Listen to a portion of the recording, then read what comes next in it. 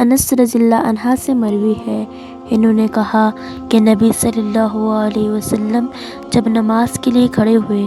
تکبیر کہنے سے پہلے اپنا رخ ہماری طرف کر کے متوجہ ہوئے اور فرمایا صفیں مکمل کرو، اور ایک روایت میں ہے برابر برابر ہو جاؤ، آپس میں اچھی طرح مل جاؤ، میں تمہیں اپنے پیچھے سے اس طرح دیکھتا ہوں جس طرح تمہیں اپنے سامنے سے دیکھتا ہوں۔ عبداللہ بن رباح نبی صلی اللہ علیہ وسلم کے ایک صحابی سے روایت کرتے ہیں کہ رسول اللہ صلی اللہ علیہ وسلم نے عصر کی نماز پڑھائی۔ عصر کے بعد ایک آدمی کھڑا ہو کر نماز پڑھنے لگا۔ عمر رضی اللہ عنہ نے اسے دیکھا تو اس کی چادر یا اس کا کپڑا پکڑا اور کہا بیٹھ جاؤ، کیونکہ اہل کتاب اس لیے ہلاک ہوئے کہ ان کی نماز میں فاصلہ نہیں تھا۔ رسول اللہ صلی اللہ علیہ وسلم نے فرمایا ابن الخطاب نے اچھا کیا، اور ایک روایت میں ہے ابن خطاب نے سچ کہا۔